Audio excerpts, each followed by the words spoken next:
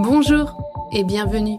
Je suis ravie de t'accueillir sur Exploration Soft Skills. Je suis Morgane Hansperger. Je suis une entrepreneuse créative depuis 2020. Je vais recevoir ici des invités inspirants qui tous les 15 jours vont partager leur histoire. Toi, je t'invite à faire comme mes invités, un petit pas vers de nouvelles habitudes pour un grand pas qui va développer tes soft skills. Très bonne écoute! Bonjour Marie, je suis aujourd'hui avec Marie pour vous parler de créativité. On va parler de la soft skills créativité aujourd'hui. Marie Blachier est une créatrice, la créatrice du site L'âme du féminin. Tu m'as dit que tu avais comme nom de métier que tu étais guide inspirée et créative. Tu es aussi l'organisatrice du festival en ligne La Créative Alchimie qui débute le 22 janvier 2024. Bonjour, est-ce que tu peux te présenter aux auditrices et aux auditeurs? Bonjour Morgane, bonjour tout le monde. Tu as déjà dit beaucoup de choses sur moi et sur mon univers. Alors, mon support de prédilection, c'est l'Art Journal. L'Art Journal, c'est un carnet dans lequel tout est permis. C'est un véritable terrain de jeu dans lequel je vais m'exprimer avec les couleurs, les matières, les textures. Et mon point de départ, ça peut être une thématique, ça peut être un sentiment, ça peut être juste l'envie de faire quelque chose. Et ça m'a fait beaucoup, beaucoup de bien cette pratique quand je l'ai découverte et c'est pour ça qu'ensuite j'ai voulu la transmettre parce que je l'ai découverte dans un univers plutôt anglophone et j'ai voulu la transmettre, aussi, pour la France et dans l'univers francophone et c'est pour ça que j'ai fait l'univers de l'âme du féminin. Ah, ça m'intéresse, ça. Comment est-ce que tu es tombée dans le carnet au démarrage? C'était quoi l'histoire? L'histoire, faut remonter loin. Il faut remonter quand j'étais toute petite, j'ai toujours aimé la papeterie. L'un de mes rayons préférés, quand j'étais petite, dès que j'avais un peu d'argent de poche, c'était, les carnets, les beaux crayons, j'ai vite fait, une collection de stylos de toutes les couleurs, dès que j'avais 2-3 euros, je m'achetais un nouveau stylo. Donc je pense que cette passion, je l'ai quasiment toujours eue. Par contre, j'ai jamais trop toujours su ce que je mettais dans mes carnets, donc des fois je recopier des poésies que j'aimais bien, des fois je collais des morceaux de magazines que je voulais conserver et puis, comme un peu tout le monde, je pense, en grandissant, en arrivant, dans le monde du travail, j'ai un peu mis tout ça de côté et je me souviens en 2017, je cherchais un cadeau pour ma belle-mère qui aimait beaucoup les photos, donc je me suis dit: «Je vais chercher quelque chose, album photo, sur internet» et là, j'ai découvert, le scrapbooking et elle n'est pas du tout tombée dedans, mais moi complètement. Et donc j'ai vraiment remis, le pied à l'étrier dans ma pratique créative régulièrement grâce au scrapbooking et à un moment donné, j'étais frustrée parce que le point de départ était toujours la photo. Il fallait toujours raconter quelque chose à partir d'une photo. Je trouvais ça très frustrant parce que des fois, j'avais pas envie de partir d'une photo et c'est là où j'ai découvert l'art journaling qui en fait, niveau artistique et pratique et technique, c'est pareil, sauf que le point de départ, c'est tout ce qu'on a envie, enfin, c'est n'importe quoi et donc ça, j'ai vraiment développé ça à partir de 2013-2014, après la naissance de mon fils. Ouais, ouais, bah, écoute, on est tombé dans le carnet, à peu près de la même façon, parce que moi, je suis tombée dedans vraiment dans mes années collège, où j'ai commencé à coller des photos et des dessins dans mes agendas, tu sais? Dans mon agenda scolaire, je collais plein de trucs, j'écrivais des mots, je mettais des trucs comme ça et moi, c'est par le carnet de voyage que je suis arrivée dedans, aussi à la naissance de mon aîné, tu vois? En 2010, je suis tombée, dans le carnet de voyage et là, dans la pratique aussi de tout ce qui est, mix média, donc Oui. parce que j'aimais beaucoup l'inattendu moi. Toi, qu'est-ce que ça t'apporte, la pratique du carnet? Pareil, ça m'apporte de la détente, ça m'apporte, du soulagement aussi parce que, des fois, on a des émotions qui peuvent être fortes ou intenses. Enfin, moi, j'ai tendance à ressentir très fortement et intensément les émotions et j'ai jamais trop su comment les canaliser, en fait et je me suis aperçue que, quand j'étais en colère, de déchirer des papiers et après de m'amuser à les coller, ça me faisait du bien, ça me détendait énormément. D'avoir un endroit où je pouvais tout exprimer, tout dire, même mes coups de gueule, les belles journées aussi, rajouter des paillettes aussi, c'est le côté magique qui fait que ça fait du bien et puis j'ai créé enfin, c'était un moment que je prenais pour moi aussi. Que ce soit d'abord, quand je pratiquais le scrapbooking et après quand je suis allée dans l'art journal, c'est ce côté, déjà, on touche à tout parce que comme tu dis, c'est le mix média, on mélange les techniques artistiques. On n'est pas que dans l'aquarelle ou que dans la peinture ou que dans les tampons ou moi, j'aime bien toucher à tout, explorer plein de choses différentes. Ça explique un peu le pourquoi du reste de mon univers aussi et ce côté, je pourrais dire que ça a transformé ma vie littéralement, parce que ça m'a permis aussi de me comprendre moi, à travers ce que je faisais. Sur le moment, je comprenais pas forcément pourquoi je créais telle chose, et c'est bien plus tard où, en revenant sur ce que je créais, ce que je racontais en fait au fil de mes pages, que j'ai compris en fait ce que j'étais en train de vivre, et je trouvais ça intéressant de voir ce décalage en fait. Ouais, super intéressant parce que du coup, ça c'est quelque chose qui s'est construit aussi, dans ta découverte. Mais, aujourd'hui, comment est-ce que tu pratiques? Est-ce que tu as un rendez-vous, tous les jours, toutes les semaines? Comment est-ce que tu fais? Comment ça s'organise la pratique du carnet, en fait, chez toi? J'aimerais bien prendre rendez-vous avec moi-même. J'ai déjà essayé en fait, pour tout te dire, de me dire, tous les vendredis, je me réserve 2 heures et c'est marqué dans mon agenda. Mais je m'y tiens pas. Je m'y tiens pas, et en même temps, je veux pas que ce soit quelque chose d'obligatoire ni de frustrant, et parce que je trouve qu'il y a rien de pire, pour avoir, f tourné des ateliers de façon régulière, pour un abonnement que je faisais avant qui n'est plus actif. Je trouve ça assez frustrant quand il y a cette obligation de créer un instant T. Donc j'oublie, cette partie de vraiment régularité rituelle, mais après ça peut, j'allais dire, pour, enclencher un mouvement, ça peut être intéressant de se dire, 5 minutes tous les jours. Après, c'est vraiment plutôt par cycle et par vague. Il y a des fois, effectivement, je vais créer tous les 2-3 jours. Parfois, j'arrive à me bloquer 3/4 de journée et à faire, 4-5 créations d'affilée, parce qu'il y a quelque chose en moi qui me dit: «Il faut que ça sorte», et tu te mets en mouvement, et j'arrive pas à m'arrêter. Il y a ce côté prolifique, et puis il y a des fois où, voilà, comme ces derniers jours, c'est un peu le passage à vide. Je sais que même si je me donnais rendez-vous, il y a pas une envie particulière à ce moment-là, donc je m'autorise cette souplesse-là pour, éviter les frustrations. Ouais, je comprends tout à fait. Tu vois, moi, ben, du coup, j'étais en train de travailler sur la créative alchimie, ce matin, et je suis retombée sur mon carnet, un carnet qui était terminé, et finalement, bah, j'ai trouvé que c'était enfin, je il y a certaines pages que j'aurais pu continuer aujourd'hui, quoi, alors que le carnet, je l'avais commencé, en 2022, et c'est OK, en fait, parce qu'il y a des fois des pages que tu sautes, enfin, je trouve qu'il y a une liberté dans le carnet, que je trouve très, très intéressante, et qui est là pour accueillir, à un moment donné, et puis peut-être faire une pause, ou, faire, tout à coup beaucoup, beaucoup, beaucoup, beaucoup dedans. Moi, je me suis rendu compte que plus il était près de moi, plus il y avait de chances que je le manipule, en fait, tu vois? Quelqu'un arrive en retard à une réunion, sur Zoom, j'ai mon petit carnet, hop, je me mets à dessiner, je me mets à coller, j'attends plus, moi en tout cas, le rendez-vous, de 2 heures où je vais avoir le temps de créer. Non, un simple bout de table, me permet de créer. Et d'ailleurs, dans la proposition que tu fais cette année dans la Creative Alchemy, ce que je trouve intéressant, c'est cette thématique du carnet, parce qu'on va pouvoir explorer plein de carnets différents et plein de tailles de carnets aussi, quoi. Parce qu'on peut penser aux grands carnets, aquarelles, mais aussi, aux tout petits carnets, de poche, voire même, moi, ce que je vais proposer, c'est vraiment des choses très, très miniatures, pour pouvoir, garder en note des petites choses, en fait, des petits éléments, des petites phrases clés, des petites choses, voilà. Tu as d'abord pratiqué pour toi. J'aimerais savoir comment est passée l'idée d'aller, transmettre aux autres? Parce que tu as un site internet, une chaîne YouTube, voilà, tu organises le festival de la Creative Alchemy. À quel moment est-ce que tu as eu cette envie de transmettre? Comment ça s'est passé, ça? Je pense que j'ai eu l'envie de transmettre avant d'arriver jusqu'au carnet, et à l'art journal. C'est-à-dire que j'ai découvert très tôt internet, enfin très tôt, 98, quelque chose comme ça, 97-98.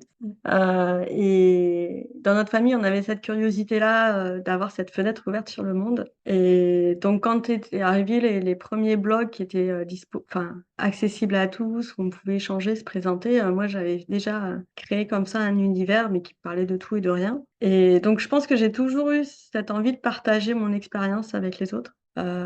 Quand, je suis tombée dans le scrapbooking, là j'avais fait un site spécial pour ça, enfin un site, c'est pareil, c'était un blog spécial pour le scrapbooking, pour mes créations, qui était très, très confidentiel. Il y avait à peine mes proches qui étaient au courant, et il y avait très peu de visiteurs, mais ça, quelque part, ça m'a rodé un petit peu à ce que je voulais, faire. J'avais plein de petits emojis partout qui clignotaient. Enfin, c'était déjà très joyeux, et quand je suis vraiment tombée après dans l'art journal et que j'ai su que c'était vraiment ça, par contre, qui allait me porter et que j'avais vraiment envie de transmettre, là, j'ai vraiment, pris le temps de choisir, le nom de l'univers de l'âme du féminin. de définir ce que j'avais envie de transmettre, comment j'avais envie de transmettre aussi et d'aller plus loin justement en proposant des vidéos, alors qu'avant c'était juste, des articles de blog et de me dire que, bah, il fallait que je fasse enfin, ça s'est fait assez naturellement, mais il y avait ce côté, il faut relayer pour faire connaître en fait cette pratique, qui qui est vitale en fait pour moi et je pense que ça peut aider de nombreuses personnes et en plus, c'est joyeux à faire. C'est voilà, c'est ce côté joyeux de la création. Ouais, je trouve ça hyper inspirant de faire rayonner, en fait. Tu vois, on a découvert un truc, ça nous fait du bien et on a envie de le partager et de faire du bien aux autres personnes, aux autres femmes, parce que j'imagine que c'est quand même beaucoup des femmes qui te suivent. Oui, c'est ça, j'ai un public de 99,9 de femmes. Des fois, il y a des hommes. Mais, et encore, je pense que le public masculin, il perçoit quand même ce message de créativité. Là, j'ai une personne qui a reçu le jeu de l'âme qui m'a dit y avoir joué avec son mari. Donc, il y a, voilà, le masculin est présent dans mon univers, mais il est plus invisible, je pense. Il s'exprime moins. Mais en tout cas, il est bienvenu. Il y a pas de souci et de toute façon, pour moi, la créativité, elle est universelle et c'est ce qui fait notre être. On l'est tous et ça va se manifester de formes différentes. Donc moi, c mon support de prédilection, c'est le carnet, l'art journal et encore, il prend de multiples facettes. J'ai beaucoup de carnets, de très différents et donc bah, voilà, s'il y en a pour certains, ça va être de la cuisine, d'autres du chant, et l'idée, c'est de se mettre en mouvement et d'oser. Et là, bah, la thématique cette année de la Creative Alchemy, c'est aussi de se détacher un petit peu du résultat et juste de passer à l'action et de s'amuser avec ça, quoi. Génial. Est-ce que tu peux expliquer à ceux qui ne connaîtraient pas encore la Creative Alchemy, qu'est-ce que c'est, depuis combien de temps ça existe, un petit peu comment ça se passe? Oui, alors la Creative Alchemy, c'est un festival créatif en ligne qui existe depuis 2021, donc chaque année au mois de janvier. Je réunis de nombreux intervenants et intervenantes autour, d'ateliers créatifs pour explorer la créativité dans les carnets. Je me suis spécialisée dans les carnets, le support papier parce qu'il y a plein d'autres festivals, qui parlent de plein d'autres choses. La prochaine édition, c'est en janvier, à partir du 22 janvier 2024. Cette prochaine édition va réunir les 21 intervenants pour 22 ateliers et l'idée, c'est d'aller explorer des nouveaux univers créatifs, des nouvelles techniques artistiques, des nouveaux processus aussi, d'avoir cette curiosité en fait de découvrir des facettes différentes d'expression pour ensuite s'approprier soi-même des petites choses, des petits éléments qu'on va récupérer un peu à droite à gauche pour nourrir son propre univers. Et pour s'autoriser, je sais qu'il y a beaucoup de personnes aussi qui enlèvent des freins comme ça parce que, des fois on a des injonctions qui datent, d'il y a 10, 15, 20 ans ou même de notre enfance et là, ça permet d'aller plus loin, d'enlever tous ces freins et puis d'oser et puis s'amuser et c'est joyeux, en fait. C'est aussi une fête. Complètement, je suis complètement d'accord, hein, parce que j'ai d'abord suivi, moi, la Creative Alchemy en tant que participante, avant de venir vers toi et de te proposer, de contribuer l'année dernière et je reviens cette année avec toujours grand plaisir. Il faut dire que la Creative Alchemy, ça se passe en français Oui, et ça, c'est c'est quand ça, même c'est assez rare. Moi, j'en connais pas beaucoup d'autres, des festivals sur le carnet, uniquement en français. Mais par contre, avec des intervenants et des intervenantes, de toute la francophonie. tout à fait, c'est ça. L'idée, c'est d'avoir des approches différentes et donc d'aller chercher des personnes, qui ont des cultures ou oui, voilà, des cultures, des processus différents. Donc on a aussi bien des Québécoises que des Belges, des Suisses. Là, j'ai, Emeline qui s'est expatriée à que je dise pas de bêtises, à Singapour, je crois, pour cette année. Donc on a cette richesse, en fait, de personnalités, d'intervenants, et du coup une ouverture d'esprit aussi pour chaque personne qui va être très différente par rapport à ça et je trouve ça très enrichissant parce que, en tant que Française, je vois que, heu, on a beaucoup, beaucoup de freins, beaucoup plus de freins par exemple que, les Nord-américains et les Nord-américaines, dans notre créativité, dans le côté de lâcher prise et aussi le côté, en France, quand on fait une erreur et ben, c'est quelque part, ça nous arrête, ça nous stoppe. On a fait une erreur et puis on reste un peu bloqué là-dessus. Alors que, voilà, les Nord-américaines vont dire: «OK, tu as fait une erreur, apprends de ton erreur, recommence et continue, quoi. Et tu en feras 10 des erreurs et c'est pas grave, c'est comme ça qu'on apprend». Et moi, je trouve que ça fait vraiment du bien quand on entend ça, en fait et de pouvoir transmettre aussi, voilà, ces angles de vue différents. Ça voilà, on revient sur ça fait du bien, ça nous enrichit et ça nous permet d'aller de l'avant, d'oser des nouvelles choses. Le festival l'année dernière, c'était à peu près combien de personnes qui ont pris un ticket et qui ont pu avoir accès à la Creative Alchemy? C'est à peu près combien de spectateurs? Alors en janvier 2023, on a eu à peu près 800 personnes qui ont participé en tant que créative alchimiste au festival. Donc, déjà une belle réussite et qui pareil de toute la francophonie. Donc, on va avoir, le Maghreb, la France, Belgique, Suisse, même des personnes en Espagne, les québécoises et puis après je sais qu'il y a des personnes expatriées aussi qui regardent donc, un Et coucou à tout le toi, monde d'ailleurs. c'est quelque chose que tu avais déjà fait avant, organiser un festival avec, une vingtaine d'intervenants, 800, spectateurs, qui sont là? Comment est-ce que ça s'est fait ça? Tu avais déjà des connaissances là-dessus? Tu as appris? Comment tu as fait? Ah, c'est une très bonne question. Moi, j'apprends tout sur le tas, en fait. Pour dire, j'ai fait des études dans l'agriculture, donc j'ai un BTS en amélioration des plantes et technologie des semences. J'ai travaillé, 15 ans dans le monde agricole.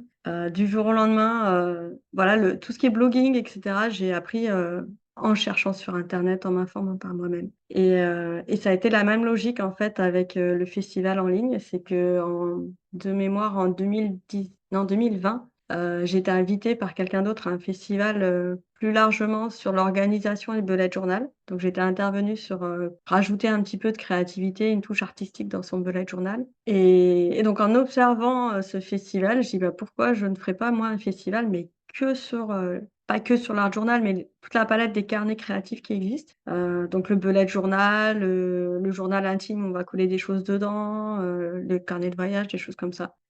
Et donc, je me suis dit: «Bah, allez, on essaye!»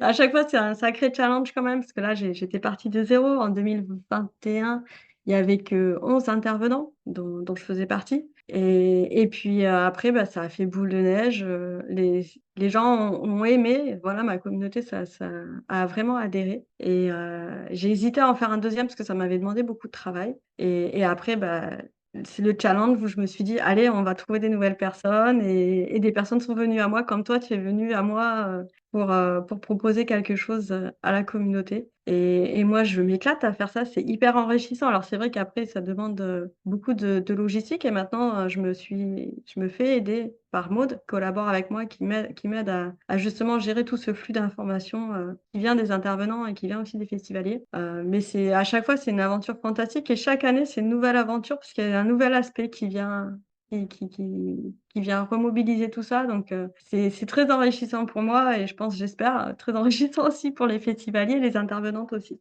Bah, en tout cas, moi, je trouve que c'est une formidable opportunité de développer des soft skills.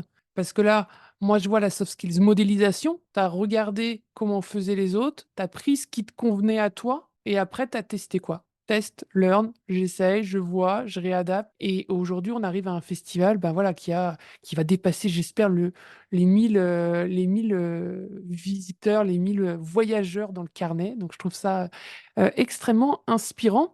Et il y a pas que il y a pas que le festival. Cette année, moi, j'ai entre les mains, une nouvelle aventure te concernant, qui est, un jeu.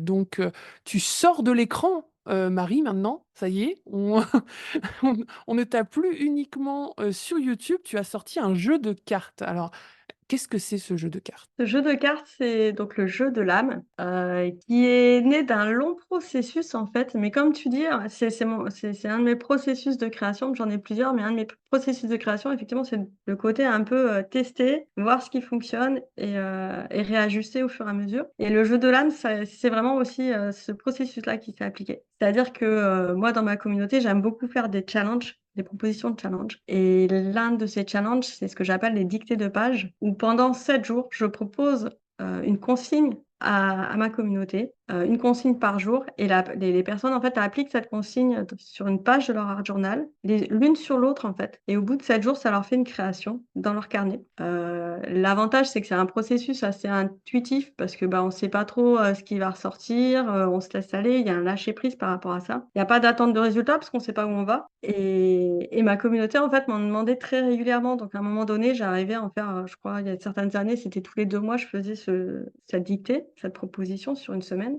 Et je me suis dit: «Beh, je comprends pas pourquoi les gens, ils deviennent pas autonomes une fois qu'ils ont enclenché cette créativité. Pourquoi ils ont pas à se dérouler d'eux-mêmes, par eux-mêmes?» Et c'est surtout que moi, ça me demandait aussi du temps de faire ces challenges et quand je leur demandais, de temps en temps en faisant des questionnaires, «Qu'est-ce que vous voulez comme nouveau challenge?» on me redemandait cette dictée de page. Donc et c'est là où est venue l'idée, en fait, de me dire: «Bah, pour que les personnes aient plus d'autonomie», parce que c'est vers quoi je veux amener, en fait, les gens de façon globale dans mon univers, c'est de gagner en autonomie aussi. Je me suis dit: «Bah, je vais leur proposer un jeu de cartes». Alors sur le moment, donc ça, c'était en 2021, je me suis dit: «Ça va être compliqué, moi, je connais rien, je suis pas graphiste, je suis pas illustratrice». Donc j'ai fait un jeu de cartes très minimaliste où il y avait juste les consignes dessus. Donc c'est le jeu de l'âme, qui existe en version numérique, il est encore disponible d'ailleurs à la vente, où il y a, 50 thématiques et je crois qu'il y a 100 consignes artistiques que j'ai repris exactement quasiment des dictées de pages que j'avais proposées à l'époque et comme ça, les personnes peuvent juste l'imprimer, le découper, le customiser sur le dos de la carte et puis, s'amuser comme ça, se mettre en mouvement et faire leur propre dictée et contre toute attente, il a connu quand même un bon succès ce jeu de cartes numérique et je continue d'ailleurs encore à le vendre et à un moment donné, je me suis dit enfin, il y avait encore des gens qui me disaient: «Oui, mais moi j'ai pas le temps de tout découper, de tout customiser» et moi aussi j'avais quand même cette envie de le faire sortir dans la matière. Donc cette année, je me suis dit: «Allez, c'est parti, c'est le challenge de cette année, de 2023». J'ai lancé un financement participatif. En plus, quelque part, il y a des petits signes comme ça dans la vie, hein, où, bizarrement, il y avait un concours Ulule pour gagner une formation pour savoir comment ça fonctionnait les financements participatifs et hop, j'ai gagné une partie de la formation, du financement de la formation. Donc, c'est là où on se dit: «Bah, c'est maintenant, il faut y aller, quoi». Et donc ce jeu, je l'ai un peu plus optimisé. J'ai fait participer pardon, ma communauté. Ouais, j'ai rajouté des visuels en fond.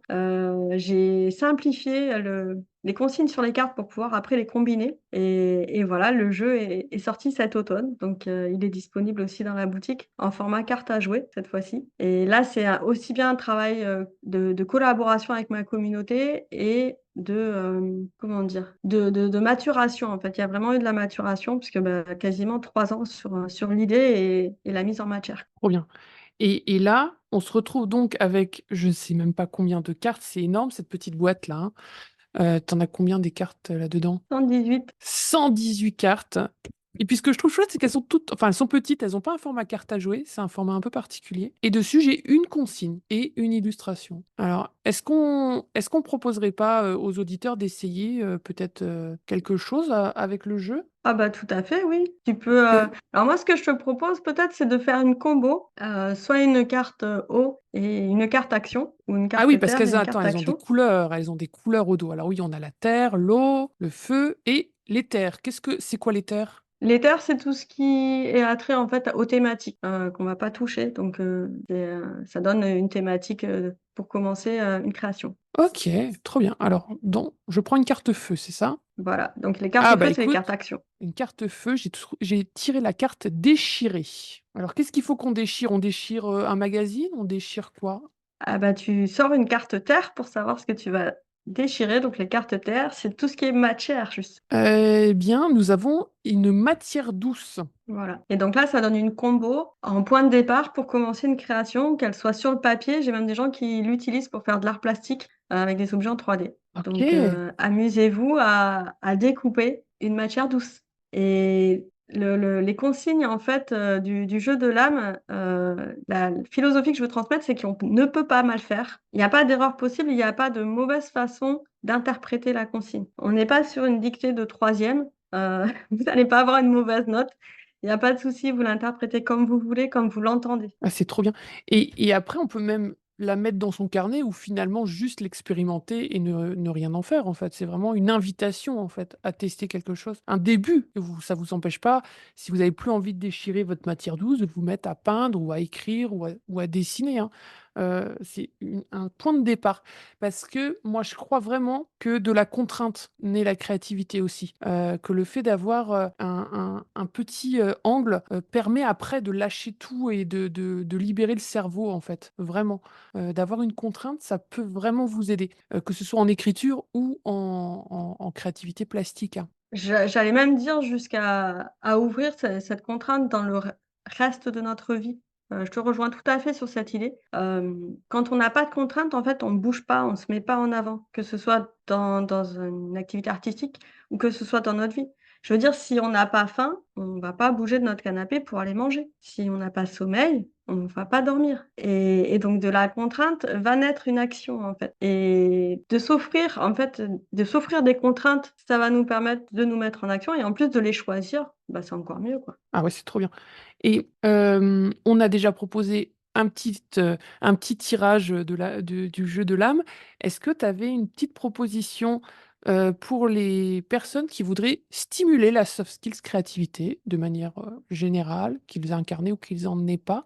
Est-ce que tu as un petit exercice à leur proposer, qu'on peut pratiquer, n'importe quand, sans matériel? Oui, alors moi, ce que je propose, c'est pour, stimuler son inspiration. J'ai beaucoup de gens dans mon univers qui arrivent et qui me disent, «Moi, j'ai du mal à être inspiré, je sais pas comment m'inspirer» et dans ces cas-là, je leur dis: «Beh, prenez la première chose qui vous tombe sous la main ou sur lequel vos yeux vont se poser». Là, par exemple, devant moi, j'ai, devant ma télé, une petite boule à neige, donc je vous invite à là, tout de suite, hop, placer vos yeux sur un objet autour de vous et posez-vous juste quelques questions.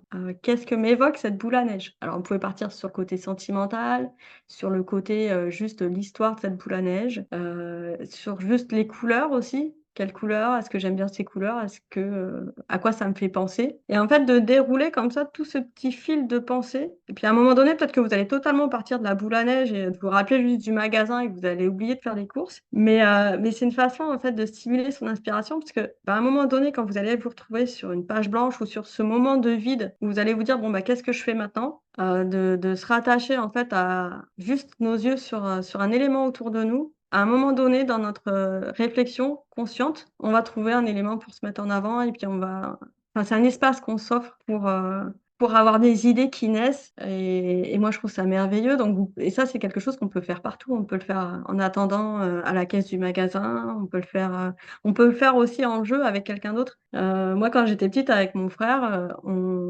des fois on utilisait des chansons et puis on refaisait les paroles nous-mêmes des chansons, et de se faire à 2 comme ça, c'est encore plus stimulant parce qu'on est obligé de s'adapter à l'autre et on voit en plus on s'observe soi-même après coup, de comment on a su s'adapter à l'autre. Est-ce que c'était simple? Est-ce que ça l'était pas? Et à force de s'exercer, bah, forcément on gagne en fluidité. Mmh. Moi, ça me fait penser aux exercices que je fais en théâtre d'improvisation, où l'idée, c'est de dire «oui», en fait. C'est-à-dire que là, bah, tes yeux, ils se posent sur le premier objet. Alors moi, pour le coup, il s'est posé sur une pièce qu'on met dans les caddies, qui je ne sais pas ce qu'elle fait là sur mon bureau.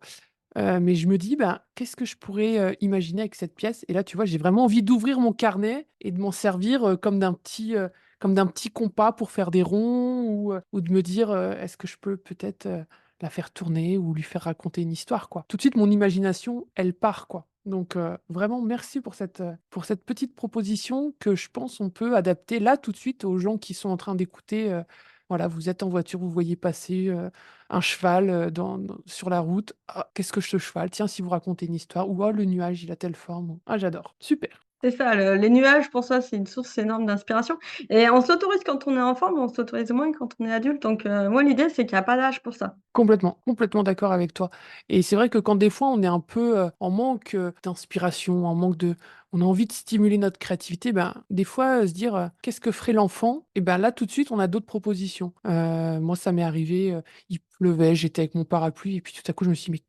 c'est nul. Qu'est-ce que ferait un enfant? Ah bah, il se mettrait à danser, tiens, avec son parapluie» et je me suis mis à danser comme une cruche avec mon parapluie. Je n'en avais rien à faire de ce qui se passait autour de moi, mais j'ai pris plaisir de ce moment qui était au démarrage pas super drôle. Ouais, je me suis dit: «Que ferait un enfant là?» Et ça, c'est vraiment un exercice que je trouve, très, très, très sympa à faire. Donc, merci beaucoup à toi pour cette proposition.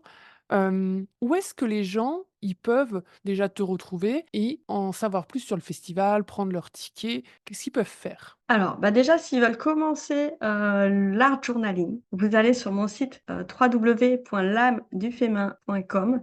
Et en vous inscrivant en fait à ma newsletter, vous allez recevoir des vidéos directement dans votre boîte, email pour commencer votre art journal. Donc, des tutoriels, comprendre le matériel, avoir le vocabulaire aussi parce que c'est un vocabulaire anglo-saxon donc, il y a il y a une petite adaptation à faire au départ et après, bah, retrouver ma communauté, de l'âme du féminin sur le groupe Facebook. Donc ça, c'est pour la partie art journal. J'ai également une chaîne YouTube et ensuite, bah, si vous voulez participer au festival de la créative alchimie, je pense que Morgane va nous mettre un petit lien sous la vidéo.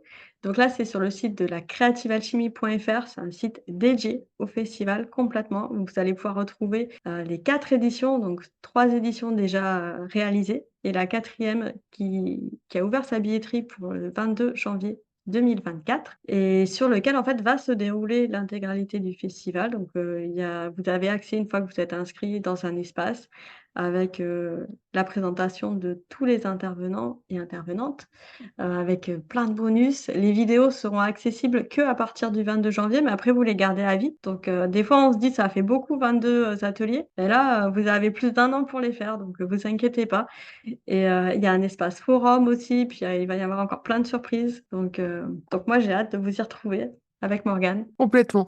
Alors, pour participer à plein de sommets ou de festivals en ligne, c'est vrai que la Creative Alchemy, tout le monde paye son ticket, mais tout le monde paye un tarif qui est, je trouve, vraiment dérisoire par rapport à la proposition, du nombre d'ateliers qui est faite.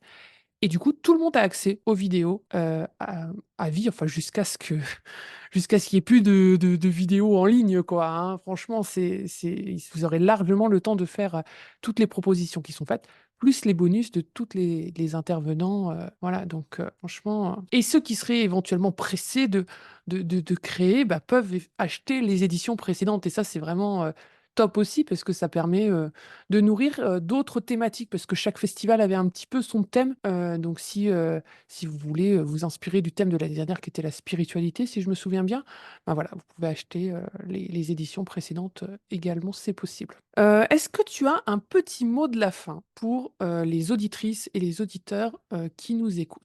Alors moi, ce que je leur propose, et ce que je leur invite à faire, en fait, au quotidien, c'est de s'amuser et alors j'aime beaucoup la langue des oiseaux et dans les mots «s'amuser», moi j'aime beaucoup le «amusez-vous bien».